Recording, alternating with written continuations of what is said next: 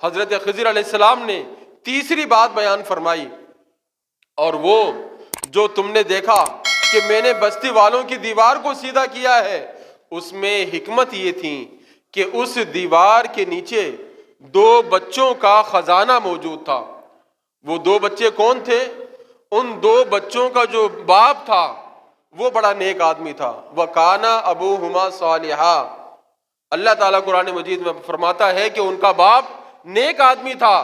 تو حضرت خضر علیہ السلام پھر فرماتے ہیں اللہ نے یہ چاہا کہ جب یہ دونوں بالغ ہو جائیں، بڑے ہو جائیں، تو یہ خزانہ ان کو مل جائے۔ اگر ابھی یہ دیوار گر جاتی، وہ بچے ابھی چھوٹے تھے، وہ خزانہ ظاہر ہو جاتا، ان کو تو نہ ملتا، دوسرے لوگ وہ اٹھا کر لے جاتے۔ تو اللہ تعالیٰ نے اس خزانے کی حفاظت کرنی چاہیے، تو اس لیے یہ حکم ارشاد فرمایا کہ اس دیوار کو سیدھا کر دیا جائے تاکہ ان بچوں کا یہ خزانہ محفوظ رہے۔ تو غور کریں، اس واقعے سے بھی ہمیں یہ معلوم ہوا، یہ پتہ چلا کہ اگر کسی شخص کو اللہ تبارک و تعالیٰ کوئی نعمت عطا فرماتا ہے، اللہ رب العالمین دولت عطا فرماتا ہے، تو یہ سوچ لیں، یہ ذہن میں رکھیں کہ ضرور اس کی کوئی نیکی ہوگی، اس کی نہیں تو اس کے والد کی کوئی نیکی ہوگی، اس کی والدہ کی کوئی نیکی ہوگی، اس کے آباء و اجداد میں کوئی ایسا شخص گزرا ہوگا جس کی نیکی کا صلہ اللہ تعالیٰ نے اس کو عطا فرمایا ہے۔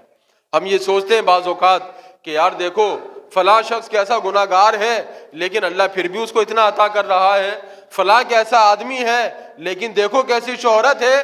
تو یہ بھی دیکھ لیا کرے کہ اللہ تبارک و تعالی بزرگوں کی برکت سے اولاد پر خاص رحمت فرما دیتا ہے، اولاد پر اپنا کرم فرما دیتا ہے۔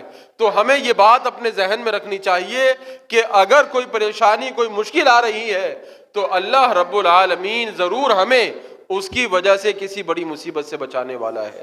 اور وہ جو چھوٹی مصیبت بھی ہم پر آئی ہے، وہ چھوٹی مصیبت اگر ہم اس پر صبر کر لیں گے تو اللہ رب العالمین اس پر ضرور اجر و ثواب عطا فرمائے گا۔